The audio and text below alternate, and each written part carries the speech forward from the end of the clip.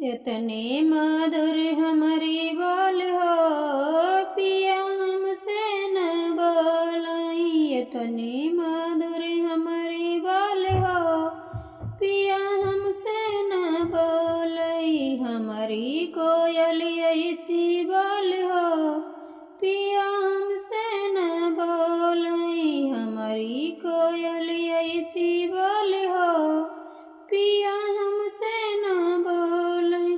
बोले के खातिर बगिया में गईली, बोले के खातिर बगिया में गईली। धई के मालिनिया के भेस हो, पिया हमसे न बोलाई। धई के मालिनिया के भेस हो, पिया हमसे न बोलाई। इतनी मधुर हमारी बोली हो, पिया हमसे न बोलाई। इतनी मधुर हमारी बोली हो, पिया हमसे न बोलाई। हमारी कोयल ऐसी बोल हो, पिया हमसे न बोलाई। हमारी कोयल ऐसी बोल हो, पिया हमसे न बोलाई। बोलाई के खातिर कुआनवा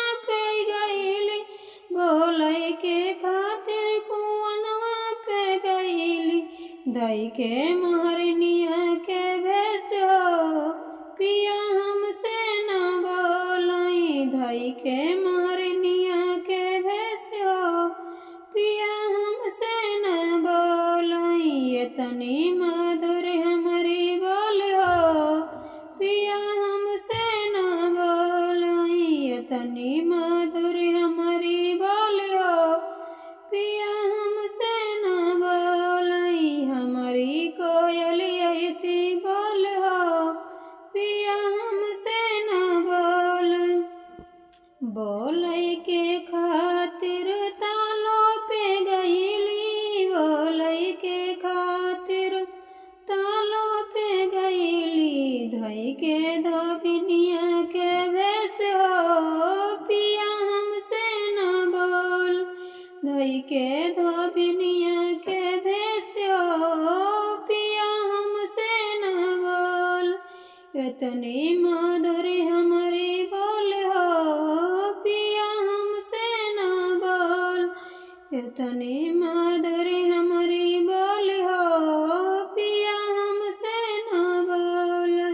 हमारी कोयल ऐसी बोल हो, पिया हमसे न बोल।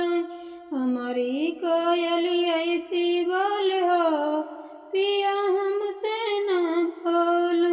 बोले के खातिर माला पे गईली, बोले के खातिर माला पे गईली। धई के रानिया के भेस हो, पिया हमसे न बोलाई। धई के रानिया के भेस हो, पिया।